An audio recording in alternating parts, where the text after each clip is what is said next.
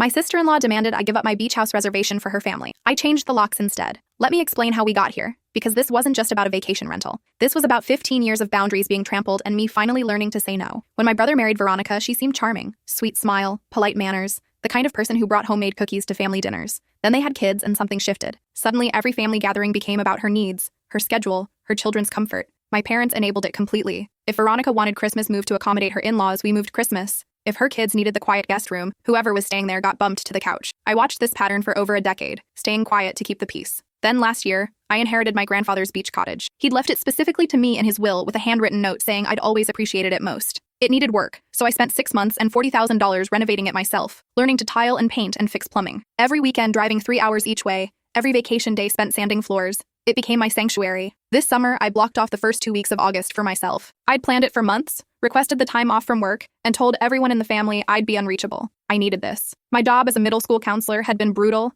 endless crisis intervention with zero support. I was burned out completely. 3 days before I was supposed to leave, Veronica called. Her usual vacation rental had fallen through and she needed somewhere to take the kids. Could I just give her my reservation? She'd make it up to me. I politely declined, explaining I'd been planning this for months. She laughed like I was joking. When I didn't budge, her voice turned cold. Family helps family, she said. What kind of aunt prioritizes herself over her nieces and nephews? I held firm. She hung up and immediately called my mother, who called me in tears. How could I be so selfish? Those poor children deserved a beach vacation. Couldn't I reschedule? My brother sent a long text about how stressed Veronica was. The family group chat exploded with messages about my selfishness. That night, Veronica posted on social media about terrible family members who abandoned children in need. She didn't name me, but everyone knew. My phone wouldn't stop buzzing. I drove to the beach house that weekend just to clear my head. When I arrived, Veronica's van was in the driveway. She'd somehow gotten a key from my parents, who still had my spare from the renovation. Her kids' toys were scattered across my newly refinished deck. She was inside making lunch in my kitchen, acting like she owned the place. Oh good, you're here, she said casually. Can you grab more towels from town? We're running low. Something inside me snapped. I'd spent 15 years swallowing my anger,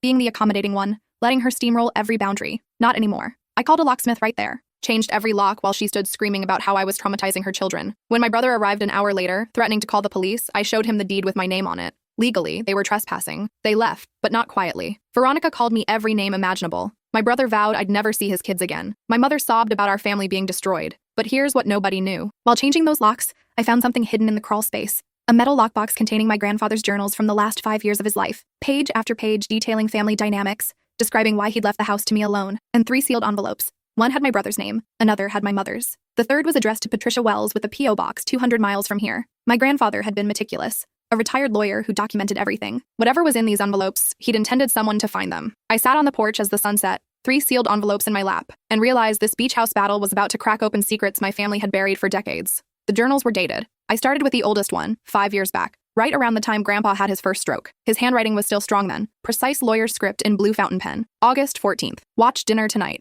Counted how many times my son interrupted his daughter to let Veronica speak. 17 times in 1 hour. She's learned to go quiet. Used to be such a bright girl, always asking questions. Now she just nods and smiles. I remembered that dinner. I'd brought a new boyfriend, someone I'd been excited about. Veronica had monopolized the entire conversation talking about potty training. By dessert, he looked ready to bolt. We broke up 2 weeks later. September 3rd. Called my son to discuss the beach house. Asked if he'd be interested in it when I pass. He said Veronica thinks it should be sold and split between them and their sister. I haven't even died yet, and she's already dividing my assets. October 12th. Lunch with my daughter. She cried about how lonely she is. Her husband left last year, but she hasn't told the family because Veronica turns everything into a production. She can't even grieve her own marriage without it becoming about someone else's feelings. My mother, divorced. I'd had no idea. She'd kept showing up to family events alone, making excuses about dad working late. We'd all just accepted it because Veronica was always having some crisis that needed attention. I flipped ahead, my hands shaking. January 28th. My granddaughter turns 10 today. Called to wish her happy birthday. Veronica answered. Said the party was family only. I'm her grandfather. Apparently family now means whoever Veronica approves of. March 15th. Revised my will today. Thompson thought I was being harsh, but I explained the pattern I've observed.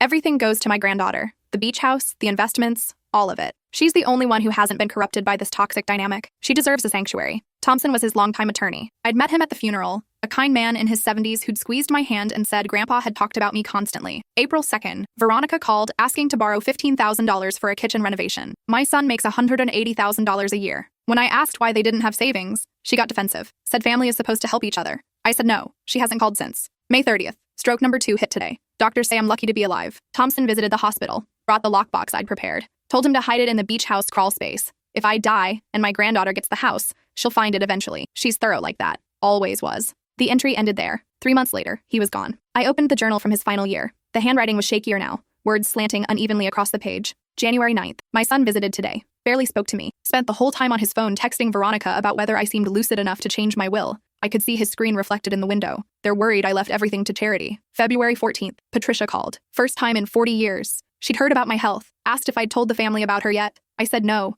I'm a coward who's kept her secret all this time. She said it's not too late. I told her I'd think about it. Patricia Wells, the name on the third envelope. March 8th. Hired a private investigator to update me on Patricia's life. She's done well for herself. Opened a bakery in Portland. Never married. No kids. The investigator asked why I wanted to find her if I wasn't planning contact. I didn't have a good answer. April 23rd. Thompson thinks I should tell them before I die. Give everyone a chance to process. But I've kept this secret for 4 decades. What's a few more months? My granddaughter will handle it better than my son anyway. She has my sense of justice. May 17th. Final stroke warning today. Doctor says the next one will likely kill me. Wrote 3 letters tonight. One for my son explaining why he doesn't get the house. One for my daughter apologizing for enabling her loneliness. One for Patricia with information she deserves to have. May 18th. Thompson took the letters. Made him promise not to open them himself. Just seal them in the lockbox with the journals. My granddaughter is smart. She'll figure it out. That was the last entry. He died 6 days later. I sat on the porch until midnight, rereading passages, trying to piece together what Patricia Wells had to do with our family. The name was familiar somehow, hovering at the edge of memory. Then I remembered. When I was 8, maybe 9, I'd found an old photograph tucked in one of Grandpa's law books.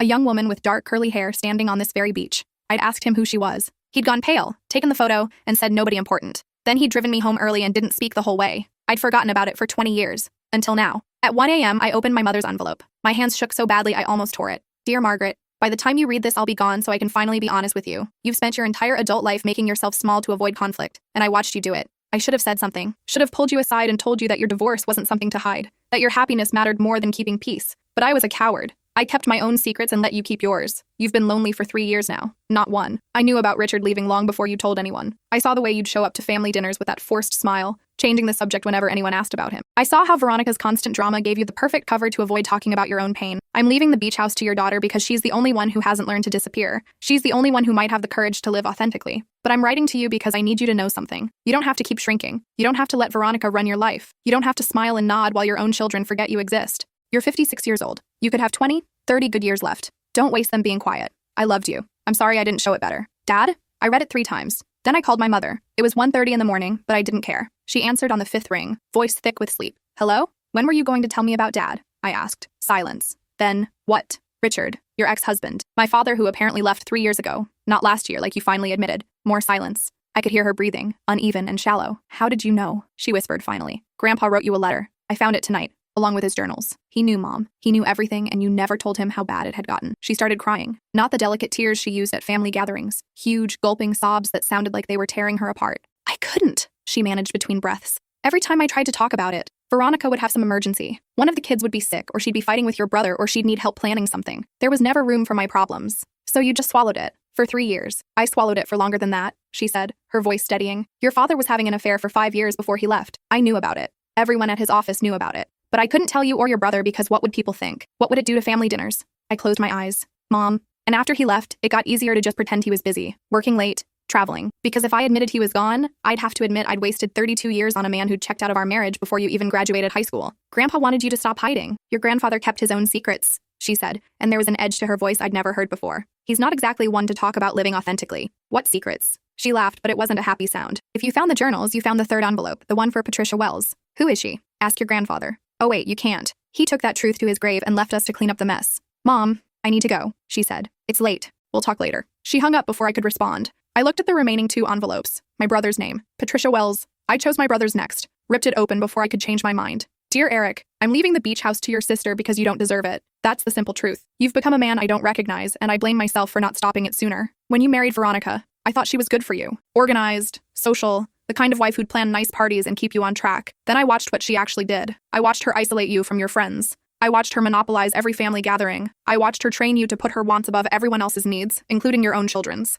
Do you even know your daughters? Their actual personalities? Not the performed versions Veronica orchestrates for social media? Do you know what they're afraid of? What they dream about? I spent 5 years documenting the patterns I observed. The way Veronica would manufacture crises to control situations. The way you'd immediately abandon your own mother or sister the second she called. The way your entire family orbits around her emotional state. You've become her enabler. And I've watched your sister suffer for it. She spent $40,000 of her own money renovating my beach house. She drove 6 hours round trip every weekend for 6 months. She sanded every floor, painted every wall, fixed every pipe. She did this while working a job that's destroying her mental health, while dealing with your wife's constant demands for her time and attention. And your first response when she wanted 2 weeks to herself was to try to guilt her into giving it away. I'm leaving her the house because she's the only person in this family who understands the value of sanctuary, the only one who hasn't learned to steamroll other people's boundaries. I'm also leaving her this letter because I want her to know she's not crazy. The pattern she's been experiencing is real. It's documented. And it stops now. You have a choice, son. You can wake up and see what your marriage has become. You can start putting your daughters first instead of managing your wife's feelings. You can rebuild relationships with people you've abandoned, or you can keep living the way you are and wonder why your sister wants nothing to do with you.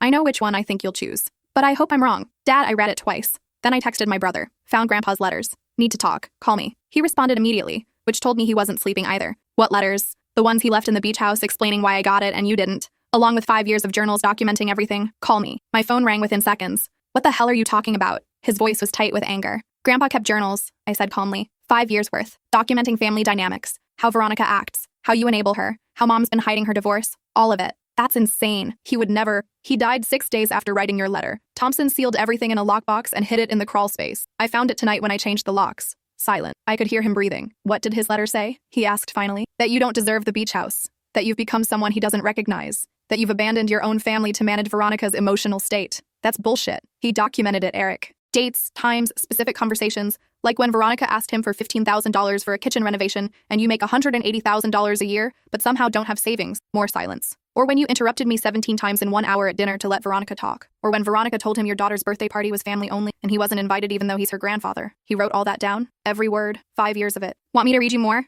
I could hear Veronica in the background, her voice shrill. What's she saying? Let me talk to her. Not now, he told her. Eric, I deserve to know what lies she's spreading. I said not now. The background went quiet. I'd never heard him snap at her like that. What else did he write? His voice was different now. Smaller. A lot. But here's what matters. He wrote that you have a choice. Wake up and see what's happening, or keep living in denial. He said he knew which one you'd choose, but he hoped he was wrong. I love my wife, he said, but he sounded uncertain. I'm sure you do. But do you like who you've become since you married her? The question hung there. I could hear him breathing, could almost see him sitting in his expensive house, surrounded by Veronica's perfectly curated life. I need to see those journals, he said finally. No. What? They're mine. Grandpa left them for me, along with the house, the investments, everything, because I'm the only one who hasn't been corrupted by all this. You can't just... I can. I have. And unless you want me to show these journals to Veronica and let her see exactly what Grandpa thought of her, you'll back off about the beach house and stop guilting me about spending time with your kids. It was a low blow. I knew it, but I was tired of being the accommodating one. You wouldn't, he said. Try me. I just changed the locks on my own house while she screamed at me. I'm done playing nice. He was quiet for a long moment. What do you want? I want you to think about what Grandpa wrote. Really think about it. Look at your life honestly instead of just reacting. And then we'll talk, but not tonight. I have one more letter to read. I hung up before he could respond. The third envelope felt heavier than the others. Patricia Wells. A name that meant nothing and everything. I opened it carefully, preserving the seal like it mattered. Dear Patricia, I'm a coward. I've been a coward for 43 years, and I'm going to die one. But I need you to know the truth, even if I'm not brave enough to tell you myself. I loved you. I loved you when we were both 22 and working at the DA's office. I loved you when we'd spend lunch breaks on that beach, talking about the cases we'd try someday. I loved you when you told me you were pregnant, and I was terrified. Because my father had already picked out my future wife, had already planned my partnership at his firm, had already mapped out my entire life. Your pregnancy didn't fit into those plans. So I did what weak men do. I convinced you to tell everyone the baby was from a brief relationship that didn't work out. I helped you arrange the adoption. I held your hand in the hospital and told you it was for the best. Then I married Margaret like my father wanted and pretended you never existed. I told myself I was doing the right thing, that the baby deserved a stable family, that you deserved a husband who could marry you openly, that I couldn't disappoint my father.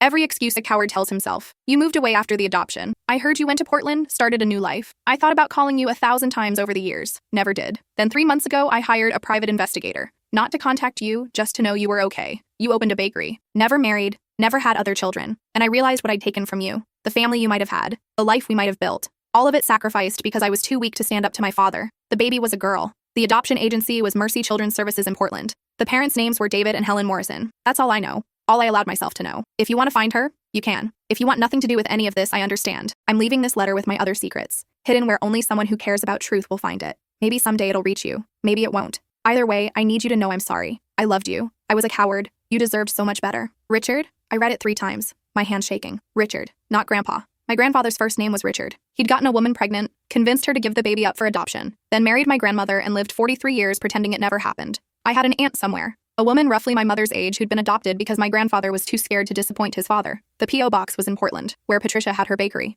I sat on the porch until sunrise, the letter in my lap, trying to process what this meant. My phone buzzed around 6 a.m. A text from my mother. I know what the third letter says. Your grandfather told me about Patricia before he died. Made me promise not to tell anyone until you found the letters. I've kept his secret long enough. We should talk. I called her immediately. She answered on the first ring. I'm sorry about last night. I shouldn't have hung up on you. You knew about Patricia. Not until 3 months before he died. He had another stroke scare and thought it was the end. Called me to his house and told me everything. About the affair, the baby, the adoption, about spending 40 years lying to everyone. Why didn't you tell me? Because it wasn't my secret to tell. And because he made me promise to let you find it yourself. Said you'd handle it better than anyone else in the family. I watched the sun come up over the ocean. Did Grandma know? I don't think so. He said he'd carried it alone all those years. The guilt almost destroyed him. What do we do now? Mom was quiet for a moment. What do you want to do? I want to find Patricia. Give her the letter. Let her decide if she wants to know about us. She might not want anything to do with this family. Can you blame her? No, Mom said softly. I really can't. We sat in comfortable silence for a while, listening to each other breathe across phone lines. I'm sorry, she said finally, for everything with Veronica, for letting her take over, for not protecting you better. It's not your fault. It is, though. I saw what was happening and I just went quiet. Like I always do. Your grandfather called me out on it in his letter, and he was right. His letter said you could still change things, that you might have 30 good years left. She laughed, but it sounded sad. I'm 56 and divorced, and I've spent the last 3 years pretending my husband was just working late. I don't know how to change. Start small. Tell the family the truth about Dad. Veronica will make it all about her somehow. Let her. You can't control what she does, but you can control whether you keep hiding. More silence. Then, when did you get so wise? I had a really good grandfather, even if he was a coward about some things. That made her laugh for real. He really was, wasn't he? Yeah. But he documented everything so we'd have proof we weren't crazy. That counts for something. What are you going to do about your brother? I watch the waves roll in. I don't know yet. Part of me wants to show him every page of those journals, make him see exactly how bad it's gotten. And the other part? The other part remembers he's still my brother, that he wasn't always like this, that maybe Grandpa's letter will actually make him think. Don't hold your breath. I won't, but I can give him a chance. Just one. We talked for another hour, about nothing and everything. She told me about her job at the hospital, how she'd been picking up extra shifts to avoid going home to an empty house. I told her about my students, the ones who were barely holding on, how exhausted I was from trying to save everyone. You sound like you need more than 2 weeks at the beach house, she said. I'm thinking about taking a leave of absence. Maybe the whole fall semester. Can you afford that? Grandpa left me $400,000 in investments. I think I can manage. She was quiet. He really did love you. I know. I just wish he'd learned to love himself enough to be honest. We're all learning that, she said. Some of us slower than others. After we hung up, I made coffee and sat on the porch with the journals. Read them cover to cover, every entry, every observation. My grandfather had been meticulous. He'd documented not just what happened, but why he thought it mattered. The patterns he saw forming, the ways small compromises led to larger betrayals. There was an entry from 2 years ago that hit especially hard. November 12th, Thanksgiving dinner. Watched my granddaughter help set the table, while Veronica sat on the couch directing everyone like a general. Later, my granddaughter brought out pie and Veronica announced she'd brought gluten-free dessert instead. Hadn't told anyone because she knew people would complain. My granddaughter had spent all morning baking that pie from scratch. She didn't say anything, just smiled and wrapped up the pie to take home. That's when I knew I had to leave her everything. She needs to learn she doesn't have to keep swallowing her disappointment, that her effort matters, that she deserves to take up space. I remembered that Thanksgiving. I'd spent 3 days perfecting Grandpa's favorite pie recipe. Veronica's gluten-free replacement tasted like cardboard, but everyone ate it and complimented her while my pie sat in the kitchen. I'd driven home that night and cried in my car for 20 minutes, because it wasn't about the pie. It was about the pattern, the way I could pour myself into something and have it dismissed as soon as Veronica decided something else was more important. My phone rang. Eric. I almost didn't answer, but I told myself I'd give him one chance. I've been up all night thinking, he said without preamble, about what Grandpa wrote, about everything. And I want to read the journals. I said no. I know, but I need to see them. I need to understand what he saw that I didn't. I thought about it. Why? Because I've spent the last 6 hours looking at my life, and I don't recognize it anymore. Because my daughters are asleep upstairs, and I realized I don't actually know them. Because Veronica's been rage cleaning the house since our call, and I'm sitting in my car in the driveway because I can't face going back inside. His voice cracked on the last part. What happened after we talked? I asked. I told her what you said, about the journals. She went ballistic, started screaming about how Grandpa was a manipulative old man who poisoned everyone against her, how you've always been jealous of our family, how I'm weak for even listening to you. What did you say? Nothing at first. Then she said she was going to call a lawyer, contest the will, prove Grandpa wasn't in his right mind when he wrote it. Said we deserved that house more than you because we had children to provide for. Jesus. And I just snapped. Told her she couldn't contest the will because Grandpa had documented everything, that he'd been keeping records for 5 years specifically because he knew she'd pull something like this, that maybe if she'd spent less time manipulating people and more time being a decent human being, he might have left us something. I couldn't breathe. You said that? I said a lot more than that. About how she treats my family, how she monopolizes every gathering, how she's isolated me from everyone I used to care about how I can't remember the last time I made a decision without clearing it with her first. How did she react? She threw a vase at my head, an expensive one. Then she locked herself in our bedroom and hasn't come out. Eric, I'm not asking you to feel sorry for me. I did this to myself. I let it happen for 15 years. But I need to see what Grandpa saw. I need to understand how bad it got. I looked at the journals stacked on the porch table. 5 years of observations. Hundreds of pages documenting the slow erosion of my brother's autonomy. Okay, I said finally, but not yet. I need to deal with the Patricia situation first. After that, we'll talk. Who's Patricia? Grandpa's other secret. The one even Mom didn't know about until 3 months before he died. There's more? There's always more. That's what happens when people keep secrets for 40 years. He was quiet for a moment. I'm sorry. For everything. For letting Veronica treat you like that. For not standing up for you. Don't apologize yet. I interrupted. Words are easy. I need to see if you actually change anything. Fair enough. After we hung up, I Googled Patricia Wells Portland Bakery. Found it immediately. Patty's Place, a small bakery in the Pearl District. The website showed a cheerful woman in her mid-60s, silver hair in a bun, covered in flour. Her smile looked genuine. I called the number listed. A woman answered on the third ring. Patty's Place, this is Patricia. My breath caught. Hi. This is going to sound strange, but my name is Claire Morrison. My grandfather was Richard Morrison. He passed away last year. Silence. Complete silence. Patricia? I'm here. Her voice had changed, gotten smaller. How did you find me? He left letters in his beach house. One of them was addressed to you. Oh God. I'm sorry to call out of the blue like this, but I think you should have the letter. I can mail it, or if you'd rather I just read it over the phone. Don't read it, she said quickly. Please don't. I can't hear it secondhand. Okay, I'll mail it then. No, wait. She was quiet for a long moment. I could hear her breathing, could almost feel her making a decision. Where are you calling from? The beach house. The one in Seabrook. I know where it is. I haven't been there in 43 years, but I know where it is. Did you want to come here? To read the letter? Another long pause. Yes, I think I do. Would tomorrow be too soon?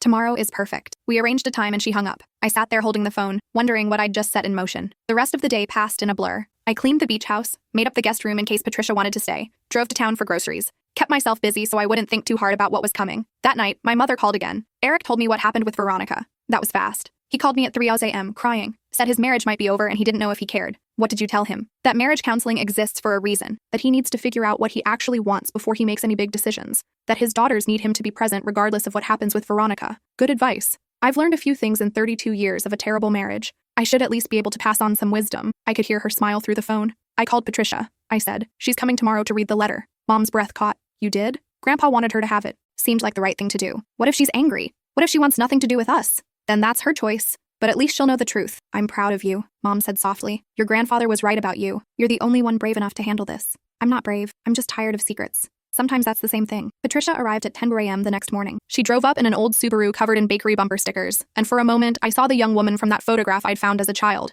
The same dark curly hair, now silver, the same bright eyes, the same way of holding herself like she was ready for anything. She got out of the car slowly, looking at the beach house like it might disappear. It looks different, she said when I met her at the door. Richard's father owned it back then. It was falling apart even in the 70s. I renovated it last year, spent 6 months fixing every room. She smiled. He always said this place had good bones. Guess he was right. I led her inside, made coffee, and we sat at the kitchen table. The letter sat between us. I should tell you, I started. I read it. I'm sorry, I know that's private, but I needed to know what was in there before I contacted you. What did it say? I pushed the envelope toward her. I think you should read it yourself. She opened it with shaking hands. Read silently, her face unreadable. When she finished, she folded it carefully and set it back on the table. 43 years, she said quietly. He kept this secret for 43 years. Did you know he'd passed away? I saw the obituary, considered going to the funeral, then decided it would cause more harm than good. I didn't want to hurt his family. His family spent decades lying to each other. I don't think you showing up would have made it worse. She laughed, but it sounded sad. You sound like him. That same blunt honesty. He used to do that. Say exactly what he thought without sugarcoating it. What happened after the adoption? She looked out the window at the ocean. I moved to Portland, started over. Told myself it was better this way, that the baby deserved parents who could give her a real family. I opened the bakery 15 years later, poured everything into making it successful. Never married because no one could measure up to the memory of Richard Morrison, even though I knew he was a coward who'd abandoned me. Did you ever try to find her? The baby? Every day for 30 years. Then I stopped. Decided it was selfish to disrupt her life just because I wanted closure. Grandpa included the adoption information in the letter. She nodded. Mercy Children's Services. David and Helen Morrison. I know, I've known for 20 years. Found them through a private investigator, same as Richard apparently did. The baby's name is Rachel. She's a veterinarian in Seattle. She has 2 kids and a husband who teaches high school English. She looks happy in her Facebook photos. You've been watching her online? Is that creepy? It's human. Patricia smiled. She looks like Richard. Same nose, same smile. Every time I see her photos, I think about reaching out. Then I remember I have no right to disrupt her life. What if she wants to know you? What if she doesn't? What if I'm just the woman who gave her up? What if she hates me? What if she's been wondering about you her whole life? Patricia looked at me directly for the first time. Is that what you'd want? If you were adopted? I thought about it. I'd want the choice. I'd want to know the truth so I could decide for myself. You really are like him. We sat in silence for a while, drinking coffee, watching the waves. I'm sorry he was a coward, I said finally. I'm sorry he didn't fight for you. He was 22 and scared of disappointing his father. I understand it better now than I did then. That doesn't make it okay. No, but it makes it human. She picked up the letter again, ran her fingers over the handwriting. He said he loved me. After 43 years, he finally said it. He did love you. I can tell from how he wrote about you in his journals. He kept journals? 5 years worth. Documenting everything. That's how I found your letter. He hid everything in the crawl space. Can I see them? The parts about me? I hesitated. They're mostly about my family, about the patterns he saw. but there are a few entries about you. I'd like to read them, if you don't mind. I brought out the journals and showed her the relevant entries. She read slowly, tears running down her face. April 23rd. Thompson thinks I should tell them before I die. Give everyone a chance to process. But I've kept this secret for 4 decades. What's a few more months? My granddaughter will handle it better than my son anyway. She has my sense of justice. He was right, Patricia said. You are handling it. I'm trying, but it's a lot. What are you going to do about your brother? He asked about the journals. I told her everything during coffee. The beach house fight, Veronica's manipulation, Eric's late-night epiphany. I'm going to let him read them, eventually, once I figure out the Patricia situation. I'm not a situation. You know what I mean, she smiled. I do, and I appreciate you caring enough to find me. She looked back at the journal. Richard was documenting this for you. He wanted you to know you weren't imagining things. Yeah, that's love too, in its own way. Not romantic love, but the kind that sees you clearly and wants better for you. I wish he'd been brave enough to be honest while he was alive. Me too. But we don't get to choose how people love us, only whether we accept it. We talked for hours. About Grandpa, about her bakery, about the family she'd built for herself through friends and employees, about Rachel, the daughter she'd never met but watched from a distance. I think I'm going to write to her, Patricia said finally. Not show up or call, just a letter. Let her decide if she wants contact. That seems fair. Would you help me? I don't know what to say. I'm a middle school counselor, not a therapist. You found me. You handled all this with grace. I trust you. So we spent the rest of the afternoon drafting a letter to Rachel Morrison. Patricia's words, my editing. It took 11 tries before we got it right. Dear Rachel, my name is Patricia Wells. I'm writing to you because 43 years ago I made an impossible choice, and I've thought about you every single day since. I was your birth mother. I gave you up for adoption through Mercy Children's Services in 1981. Your father was a man named Richard Morrison who passed away last year. We were both young and scared and convinced we were doing the right thing. I'm not writing to disrupt your life or to ask for anything. I'm writing because Richard's granddaughter recently found a letter he wrote to me before he died. In it, he gave me the information needed to find you. He said if I wanted to, I could. I've known where you were for 20 years. I've watched from a distance, seen your success, your family, the beautiful life you've built. I've been so proud of you, even though I have no right to be. I'm writing now because I realized I was being selfish by not giving you the choice. Maybe you've wondered about me. Maybe you haven't. Maybe you're angry I gave you up. Maybe you're grateful. I don't know, but you deserve to know you were loved. That giving you up was the hardest thing I've ever done. That there hasn't been a birthday or holiday or ordinary Tuesday when I didn't think about you. I'm enclosing my contact information. If you want to meet, I'd love that. If you want nothing to do with me, I understand completely. If you need time to process this, take all the time you need. Whatever you decide, I hope you know you're wanted. Patricia. She sealed the envelope with shaking hands. What if she doesn't respond? Then at least you tried. That's more than Grandpa did. He tried, he just ran out of time. We all run out of time eventually. The question is what we do with the time we have. Patricia looked at me. You're wise for 29. I'm 31. But thank you. Still young enough to fix things before they break. Don't waste that. She left an hour later, promising to let me know if Rachel responded. I watched her drive away, then went back inside to call my mother. How did it go? Mom asked. Good. Sad. Complicated. She's going to write to Rachel, the daughter, Grandpa's daughter, our aunt, your half-sister. That's going to take some getting used to. Everything about this is going to take getting used to. What's next? I looked at the stack of journals. I'm going to let Eric read these. Then we're going to figure out what kind of family we want to be. What if he doesn't change? Then at least I gave him the chance. That's all I can do. Eric arrived the next day. He looked terrible, like he hadn't slept in a week. He probably hadn't. Veronica filed for divorce, he said when I opened the door. Served me papers yesterday. She's asking for full custody and half my assets. I'm sorry. Don't be. I think I've been hoping for this for years. I made coffee and we sat on the porch. I gave him the journals and watched him read. His face went through every emotion. Shame, anger, recognition, grief. He documented everything, Eric said finally. Everything. The $15,000 loan, the birthday party, the dinner where I interrupted you 17 times, and a lot more. He kept reading, page after page, seeing himself through our grandfather's eyes, seeing what he'd become. When he finally finished, the sun was setting. I don't recognize this person, he whispered. This man who abandoned his mother, who let his wife bully his sister, who forgot his own daughters existed unless Veronica told him what to do with them. You can change, can I? After 15 years of this, Patricia gave up a daughter and spent 43 years regretting it. Grandpa kept secrets until the day he died. Mom hid her divorce for 3 years. We're all messed up, Eric. The question is whether you're willing to do the work to fix it. He looked at me. I want my daughters to know me. The real me, not the version Veronica created. Then fight for custody. Go to therapy. Figure out who you actually are underneath all this. Will you help me? I'll help you do the work, but I won't do it for you. That's fair. We sat there watching the sunset, and for the first time in 15 years, I felt like I had my brother back. The next 3 months were chaos. Eric fought Veronica for custody. My mother filed for divorce officially and started going to therapy. Patricia sent her letter to Rachel and waited for a response. And I stayed at the beach house, taking a leave of absence from work, learning how to rest. Patricia called in October. She wrote back, she said, her voice shaking. Rachel wrote back. What did she say? She wants to meet. This weekend. She's driving down from Seattle with her family. That's wonderful. I'm terrified. Of course you are. But you'll regret it if you don't go. Will you come with me? For moral support? Really? You started all this. Seems only fair you see it through. So that Saturday, I drove to Patricia's bakery. Rachel was already there when I arrived, standing outside with her husband and 2 kids. She looked exactly like the photo from Grandpa's law books. Same dark hair, same bright smile. I watched through the window as Patricia opened the door, watched them stare at each other. Watched Rachel's face crumple as she said something. Watched Patricia pull her into a hug. They stayed like that for a long time. I left them alone, drove to my mother's house instead. She was packing up the home she'd shared with my father, getting ready to move into something smaller. How did it go? She asked. They met. They hugged. I think it's going to be okay. Good. That's good. I helped her pack for a while. We found old photo albums, pictures of family dinners where everyone looked happy but nobody was, pictures of holidays where Veronica monopolized every frame, pictures of Grandpa watching it all, documenting it in his mind. Do you think he'd be proud of us? Mom asked, for finally dealing with all this. I think he'd be relieved we're not keeping secrets anymore. Even the hard ones? Especially the hard ones. Eric called that night. I got joint custody. Veronica's furious, but the judge saw the pattern. All her manipulation, all her controlling behavior. He gave me every other week with the girls.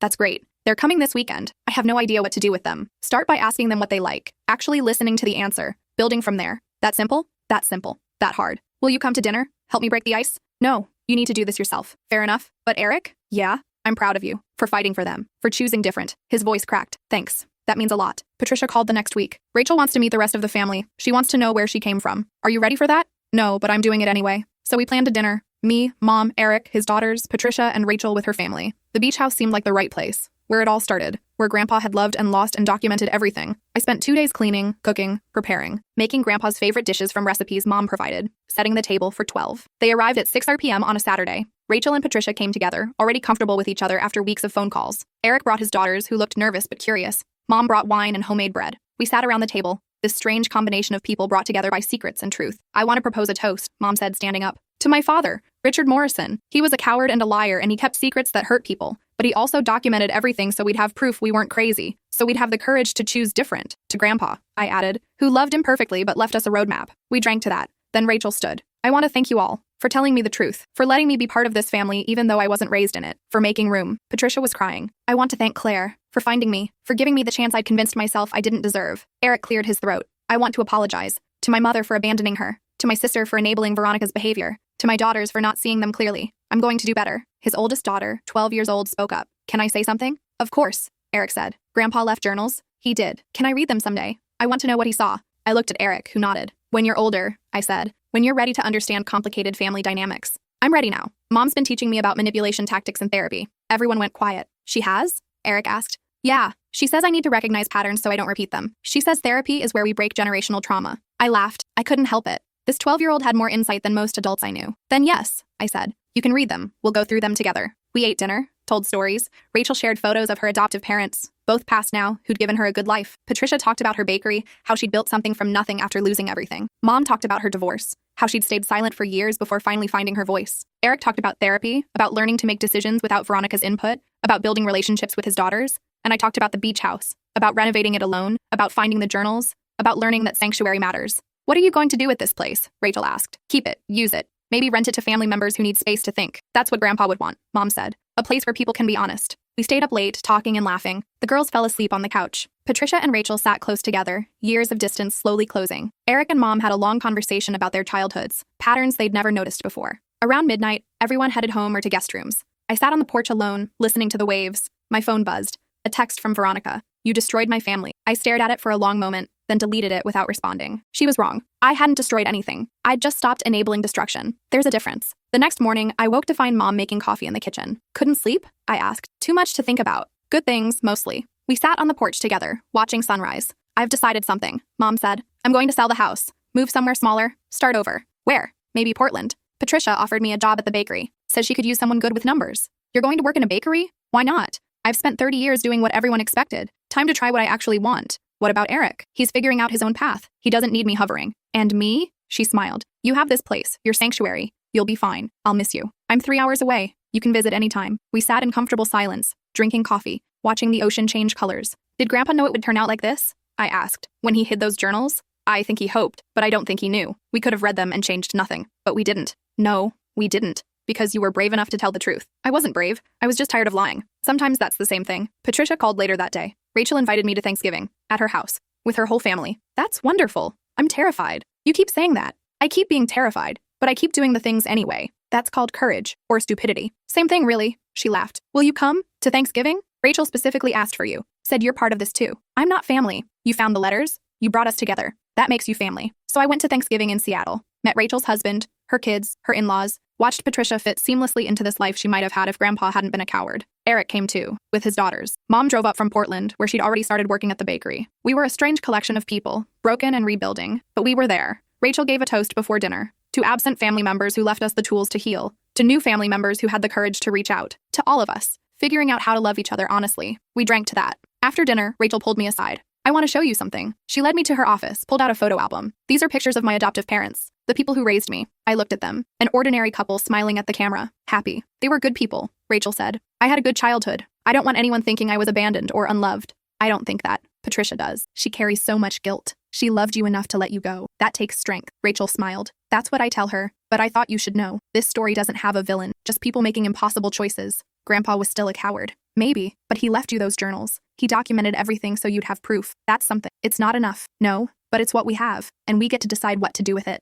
I flew home the next day, back to the beach house, to my sanctuary. Found a message on my phone from my old principal. They wanted to know if I was coming back after my leave. I thought about it for a long time, about my students who needed me, about the burnout that had driven me here, about what I actually wanted. I called him back. I'm not coming back, not to that job, but I'm interested in starting a program for at-risk students. Something smaller, more focused, something where I can actually make a difference. That would require funding. I have funding. Grandpa left me money. I want to use it for this. We talked for an hour, sketching out possibilities. A mentorship program, small group counseling, a safe space for kids who needed it. By Christmas, I had a plan. By February, I had a location. A small office near the beach where students could come after school, where we could talk honestly about family dynamics, mental health, boundary setting, all the things I'd learned from Grandpa's journals. Eric helped me set it up. He'd started his own business, left the corporate job that had been killing him. He and his daughters came by every weekend, painting walls and building furniture. This is good, he said one afternoon. Building something new instead of maintaining something broken. That's all we can do. Is it enough? It has to be. Mom visited from Portland once a month. She looked different now, lighter somehow, like she'd been carrying a weight for 30 years, and finally set it down. Patricia came with her sometimes,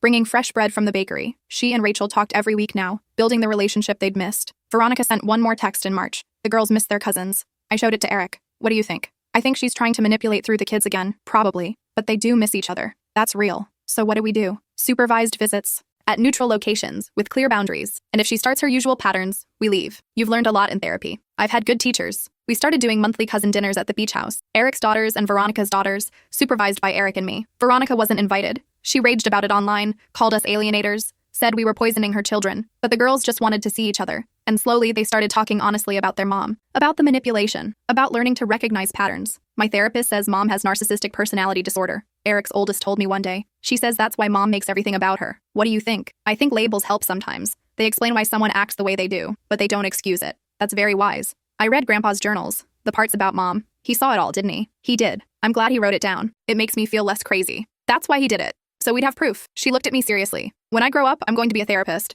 I'm going to help people like us. People who grew up with parents like mom. I think you'll be great at that. I learned from the best. By summer, the program was running. 20 students all dealing with family trauma. We met 3 times a week, talked about boundaries and self-worth and breaking cycles. I used Grandpa's journals as teaching tools, showed them how patterns escalate, how manipulation works, how documenting everything gives you clarity. My dad does this, one student said, reading an entry about Veronica manufacturing crises. He always has an emergency right when mom tries to leave. That's called a control tactic, I explained. It's designed to keep your mom off balance. Can I show her this? She thinks she's crazy. You can show her, but she has to be ready to see it. How do I know if she's ready? You can't. All you can do is offer the truth and let her decide what to do with it. The same thing Patricia had done with Rachel. The same thing Grandpa had done with his letters. All we can do is tell the truth. The rest is up to other people. In August, exactly 1 year after the beach house fight, Eric and I took his daughters on a vacation. Just the 4 of us. No drama, no manipulation. We spent a week swimming and cooking and talking, building the relationship that should have existed all along. I'm sorry I wasn't there before, Eric told them one night. I let mom control everything. I stopped seeing you clearly. We know, his oldest said, but you're here now. That's what matters.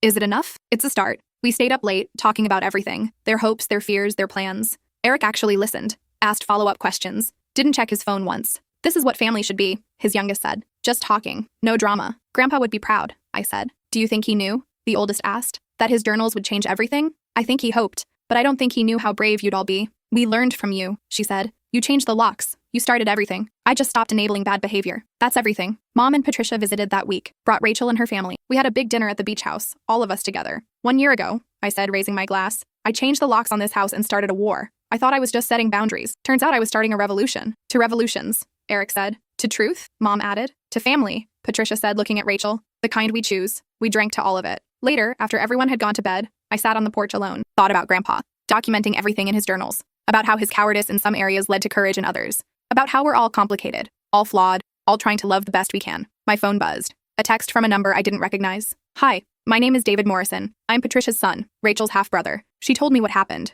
About the journals. About our grandfather. I'd like to meet you. I stared at the message for a long time. Another secret. Another person shaped by Grandpa's choices. I could ignore it, pretend I never saw it, keep my life simple, or I could tell the truth. Let him in. See where it leads. I thought about what Patricia had said. About being terrified but doing the thing anyway. I texted back. When? His response came immediately. Thanksgiving. Rachel's hosting again. She said you'd probably come. I'll be there. Because that's what we do now. We tell the truth. We make room. We face the complicated, messy reality of family and choose to show up anyway. It's not what Grandpa did, but it's what he wanted for us. And maybe that's enough. The beach house sits 3 hours north, renovated and loved. My sanctuary. The place where I learned to say no. The place where secrets came to light. I go there every month, sometimes alone, sometimes with family. We've started a tradition. On Grandpa's birthday, we all gather there, read entries from his journals, talk about what we've learned, how we've changed. Eric brings his daughters. They're thriving now, confident in who they are. The oldest is applying to colleges, wants to study psychology. The youngest writes poetry about family dynamics, raw and honest. Mom brings Patricia, and Patricia brings Rachel. They're inseparable now,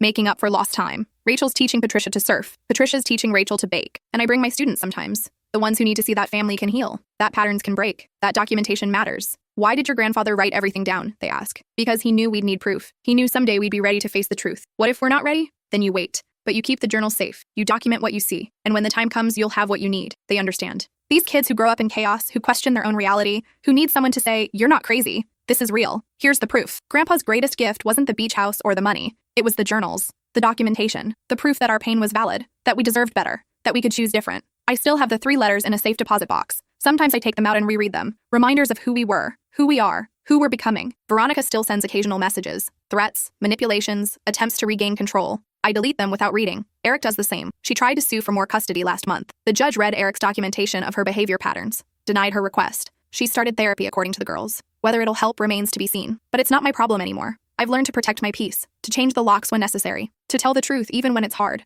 to document everything, to make room for complicated people trying to do better, to forgive without forgetting, to hold people accountable while staying open to change, to build sanctuary. Last week, David Morrison came to visit. Patricia's son, Grandpa's grandson, raised separately, shaped by the same man's choices. We sat on the porch and I told him everything, about the journals, the letters, the family we'd been and the family we were becoming. I'm angry at him, David said, for abandoning my mother, for being too cowardly to claim me. That's fair. But I'm also grateful, because his cowardice led to this. To all of us finding each other. To truth. Complicated, isn't it? Everything is. We sat there watching the sunset. 2 grandchildren shaped by one man's choices. One raised in the family, one outside it. Both trying to make sense of the legacy. What do we do now? David asked. We keep showing up. We keep telling the truth. We keep making room. Is that enough? It has to be. Because in the end, that's all we can do. Show up honestly. Tell the truth. Make room for messy, complicated reality. Break the patterns that break us. Build the families we deserve. Choose different. I think about Grandpa sometimes. Wonder what he'd make of all this. The family dinners, the honest conversations, the boundaries we've built. I think he'd be relieved, maybe even proud. But mostly, I think he'd be grateful that we had the courage he didn't, that we finished what he started, that we changed the locks, that we told the truth, that we chose different. The beach house stands strong, renovated and loved. My sanctuary. Our sanctuary. The place where secrets came to light and families were reborn. I'm keeping it forever. For the next generation. For the nieces who'll need space to think. For the children David might have someday. For anyone in our family who needs proof that healing is possible. Because that's what Grandpa wanted. Not perfection, not easy answers. Just proof, documentation, truth, and the courage to face it. I'm 32 now, single, building a program that matters, surrounded by chosen family and biological family all mixed together. It's messy and complicated and honest. It's nothing like what I imagined my life would be. It's better. Because I learned to say no, to change the locks, to tell the truth. I learned that family isn't about obligation or guilt or keeping the peace. It's about showing up honestly, making room, choosing each other again and again, even when it's hard, especially when it's hard. Grandpa's journals sit in my office now. I've digitized them, created backups, ensured they'll survive. They're teaching tools, proof, documentation, evidence that patterns can be broken, that truth matters, that sanctuary is possible. Every August, on the anniversary of changing those locks, I take a day alone at the beach house, sit on the porch, read the journals, remember who I was before I learned to say no. And I'm grateful. For the beach house, for the journals, for Grandpa's cowardice that became courage, for the family I've built from the ashes of the one I inherited, for the truth that set us all free. This year, I added my own entry to the journals, a new volume, my own documentation. August 15th, 1 year since everything changed. The family came together today. All of us. Blood relatives and chosen family. People who learned to tell the truth. Grandpa, I hope you can see this somehow. See what your journal started. See the healing that came from your honesty, even if it came too late. We're not perfect. We're still figuring it out, but we're doing it together. Honestly, that's what you wanted, right? For us to face reality instead of hiding from it. Mission accomplished. We miss you. We're angry at you. We're grateful for you. We're human, just like you were. And we're choosing different. I closed the journal and set it on the shelf next to Grandpa's volumes. Started a new tradition. Each year, we'll add to it. Document our healing. Prove to future generations that change is possible, that patterns can break, that truth matters, that sanctuary exists, that family, real family, is worth fighting for. My phone buzzed. Eric, girls want to know if we can come up next weekend. They're feeling stressed about school starting. Of course. Doors always open. Thanks. For everything. For not giving up on me. Thanks for showing up. For doing the work. I sat on the porch as the sun set, thinking about the year that had passed. The locks I'd changed, the truth I'd told, the family I'd reclaimed. It started with me saying no, with refusing to give up my sanctuary, with changing the locks on my own house. Such a small thing, such a huge thing. Because sometimes the bravest thing you can do is protect your own peace. Set a boundary. Say no. Even when everyone tells you you're wrong. Even when you're called selfish. Even when you're breaking the family apart. Sometimes breaking things apart is the only way to rebuild them correctly. Sometimes destruction is necessary for creation. Sometimes you have to change the locks to open new doors. I learned that from Grandpa, from his journals, from his cowardice that became courage, his secrets that became truth. I learned that documentation matters, that proof is powerful, that telling the truth is terrifying and necessary and worth it. I learned that family isn't about keeping the peace. It's about telling the truth and seeing if people choose to stay. The good ones always do. The beach house sits quiet now, waiting for the next gathering, the next conversation, the next truth. My sanctuary. Our sanctuary. The place where everything changed, where I learned to say no, where I changed the locks, where I chose different, and where someday I'll teach the next generation to do the same, because that's the real inheritance. Not money or property or family names, but courage, documentation, truth, the knowledge that you can break patterns, that you can choose different, that you deserve sanctuary. That's what Grandpa left me, what I'm passing forward. That's what it means to change the locks, to tell the truth, to choose different, to build family from honesty instead of obligation, to create sanctuary from chaos, to heal. I'm ready for whatever comes next, for David's integration into our family, for more secrets that might surface, for the ongoing work of building something real, because I have proof now, documentation, journals full of truth, and a beach house with new locks, a sanctuary that's mine, a family that's chosen, a life that's honest. It's enough. It's more than enough. It's everything.